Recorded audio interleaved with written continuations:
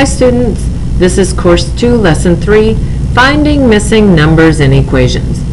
So we're going to have variables in our equations, and we need to be able to figure out the value of them, and we need to know which operations to use.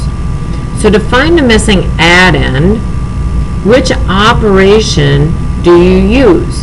Well, notice in 5 plus n equals 12, and in n plus 18 equals 25, we are missing addends. Okay, so that's the numbers that are added together. Think about this for a minute. Try to determine which operation you would use, and you'll see if you're right here in just a second. Ready? Here it comes. You would subtract.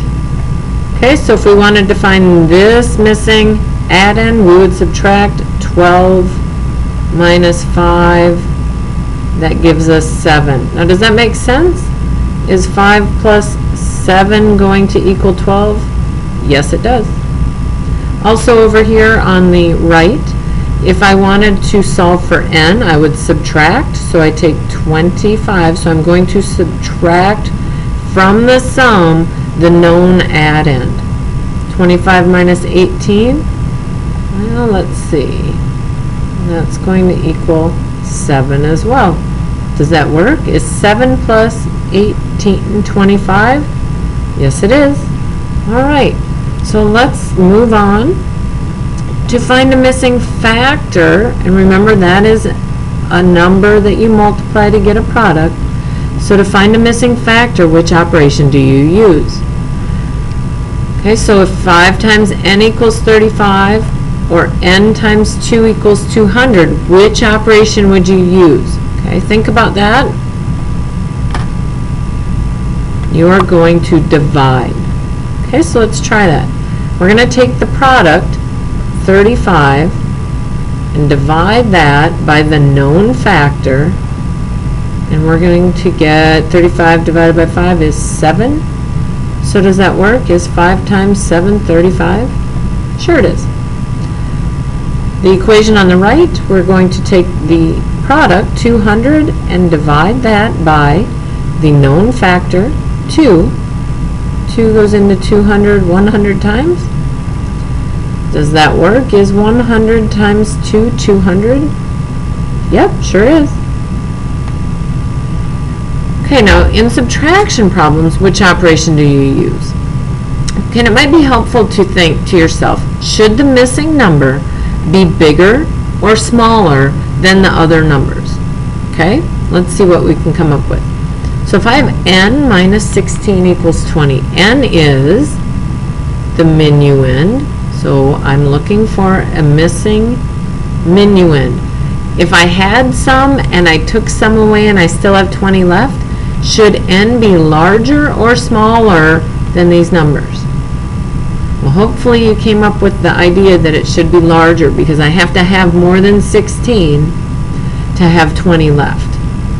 Okay. So what I'm going to do in this example here, I am going to add the two numbers together. Okay, so let's see if that works. 20 plus 16.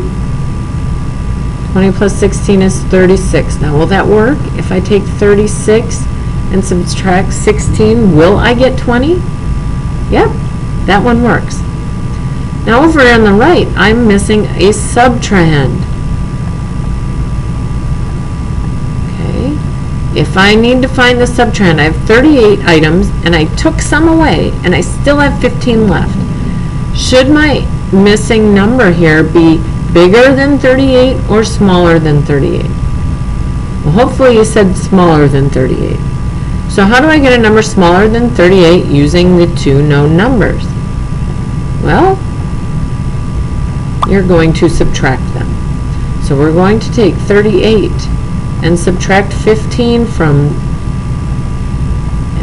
oh, I don't need to borrow. Got ahead of myself there. 8 minus 5 is 3. 3 minus 1 is 2. So does that work? Is 38 minus 23 15? Yep. Okay, same thing with division problems. Which operation are we going to use? And you need to think, is the number going to be bigger or smaller?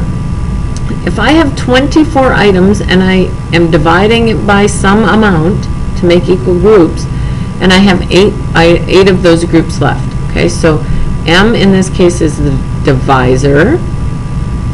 So how am I going to split 24 so that I get piles of 8 or 8 equal groups?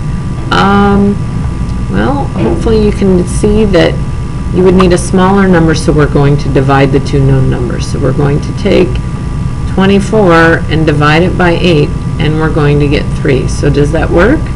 If I divide 24 by 3, do I get 8? Hopefully you said yes. In this example, k divided by 4 equals 9, I am missing a dividend. Okay, now I have some amount of items, and I'm going to split them into 4 equal groups. When I do that, I'm going to get 9 per group. Or I'm going to split it into groups of 4, and I'm going to get 9 of them. Either way, I have to have a lot more than 4 items, or a lot more than 9 items. So hopefully, you've thought this through, and you can see that you need to multiply the two numbers. So you're going to take 9 times 4, which will be 36. Does that work?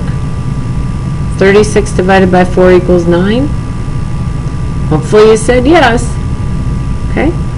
Save room in your notebooks. You will get a handout in class tomorrow that you will tape into your notebooks. It's about a half sheet of paper that kind of helps put all this in one spot nice and neatly for you.